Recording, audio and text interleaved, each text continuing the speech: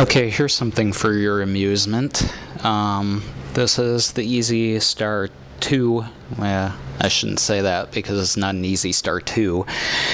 It's my second EasyStar to replace the previous one, the one I flew with for almost 2 years, because accumulated damages and various other stupid mistakes and whatnot rendered it very sensitive to tip stall in that direction.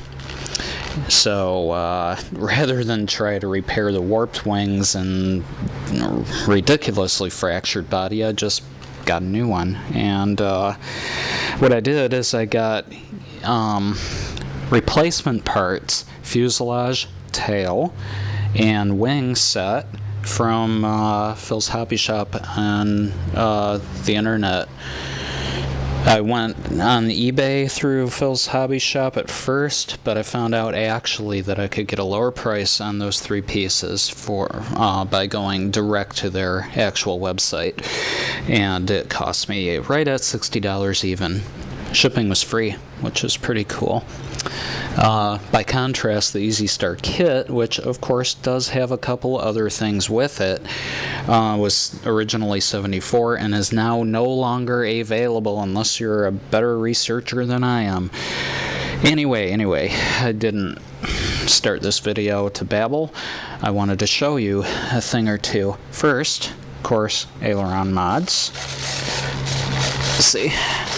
Very nice, huh? Classy.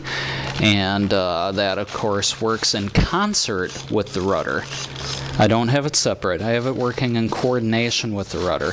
So I get really good directional performance out of it. Really good. I'm pretty sure she'll corkscrew in the air, although I don't know for sure. That will have to be tested. And I've built this bird to allow me to test that. See, I've got Velcro strips, double Velcro strips on the canopy to hold that together. There is the, focus. There is the panning servo. That's a full-size servo. It's a digital, what is it? I'll have to come back and put the numbers over the video because, whoops, I forgot. Anyways, a digital large-size servo. HS85, I think. Is that right? Probably not. Never mind. Ignore me. I'll put the numbers up. Anyway,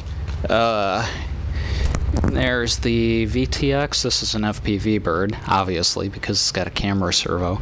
And VTX, ESC, GPS antenna, and motor mount. That's one of those aluminum motor mounts from eBay that allow you to use larger props and bigger motors. And check it out, she's got gyros. So when you fiddle with the wings, like I'm doing here, that's to counter roll axis from wind gusting. And she also has the same thing for the tail. See that? For pitch correction, for the same reasons. And basically what this does, now you notice that I don't have it set for the rudder at all.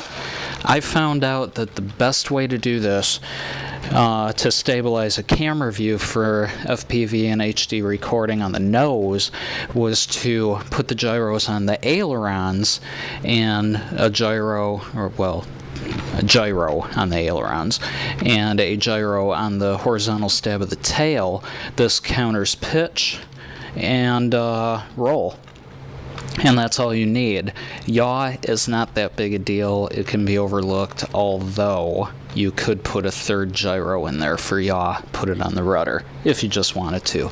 I think it does pretty good, just as it is. I've flown in some pretty rough wind and come away with some nice videos from it after, having done this with the gyros.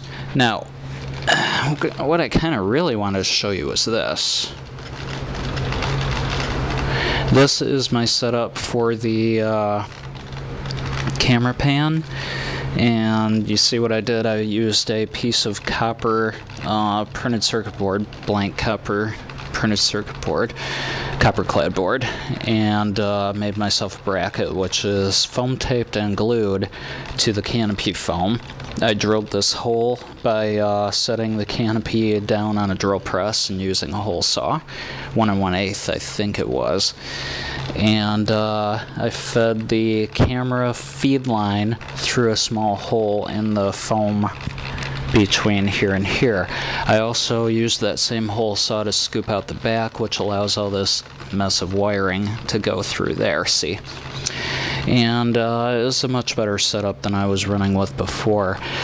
The line for the camera, you see here, is quite long, and that's on purpose, because what you want to do, you want to keep this thing from breaking at the head, and they are prone to that. This is very fine wire, and a lot of flexing will break them. In fact, there's no help for it. You put this thing on a turret system, and eventually it's going to break, and you're just going to have to watch for that. So what you do to help with that problem is you coil it around the turret assembly like a thermostat coil, and then that plugs in, then that plugs into the back of the camera. There. The end result is that when it turns, it tightens or loosens in a spiral. See, it tightens or loosens around in a spiral. But it doesn't put so much strain on that connector head, that tiny little connector head, and so it can go a lot longer without a break. Don't do that. Make it too short or too, too short, and it's going to break, like, quickly. Anyway, so yeah, there we go. Oh yeah, there I am on channel 8. Don't want to talk about that. There's my ESC, the VTX antenna up here, much better spot than where I had it, which was out on the wing here at one time, and so was this, actually. It was right there on the root. The VTX was. I like this setup much, much better. Let's focus that again. Yeah, I like this setup a whole lot better than the previous.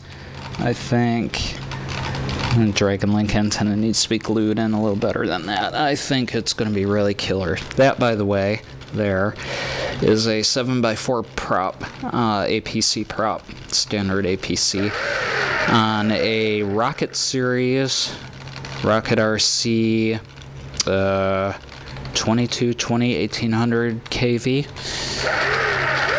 She will pull right at 40 some amps, just a hair over 40, at wide open throttle. And yeah, I don't run it that hard, but it's nice for ROGs. Let me tell you, she'll get up in the air in a hurry with that thing. And it's also nice for if you whoopsie and stall out and the nose tips at a lake 5 feet below the plane and you're desperate to recover. Believe me, I've saved it more than once by just gunning the throttle and whoosh, out she goes. Pretty good. Oh, that's all I know. Oh, also, one little quick thing. You'll notice a bit of a shine to the wing. See that? That's because I'm experimenting with, I'm not sure I have it over here, knots in the kitchen. Future Floor Shine, it's a Pledge product. It's basically liquid polyacrylic, very loose and watery, but what you do is you put it in a misting sprayer and go like you're airbrushing, sort of. And that's one good spray coat, one heavy spray coat. 2 or 3, and I think it would give a really beautiful finish. I am experimenting with it to see if it will also strengthen the foam. And you'll notice it's water-based. It doesn't hurt the foam at all. Foam's beautiful, especially with that gloss on it. It's really gorgeous. Nice coating. And I've done some experiments on styrofoam with it too, to see if then it would serve as a base coat to protect while using nastier finishes like enamels and lacquers. And yes, it will. You have to get it heavy, but it will. So I could then take enamel and spray it over this, or lacquer, and spray it over this for a really, really strong, durable coat that would, in fact, be like something like glassing on a lighter scale or shrink wrapping. Makes the wings much, much stronger if you get it heavy enough. And, protection against basic scratching and whatnot. It's nice to have. So there you have it. That's the basics of it. And stay tuned, because she's almost done, and I am going to be doing a Maiden Flight very soon. FPV and everything, and when I do it, this time I'm going to build a setup so that I have the regular FPV camera on there and, believe it or not, a key cam on top of that for the high def recording, both on the turret. That's going to be slick. Engineering's going to be a little bit of the pain. I don't even really have a good plan yet, but I'll get there. Alright, there she be. Say bye-bye for now, and we'll see you again soon. Bye for now. Thanks for watching.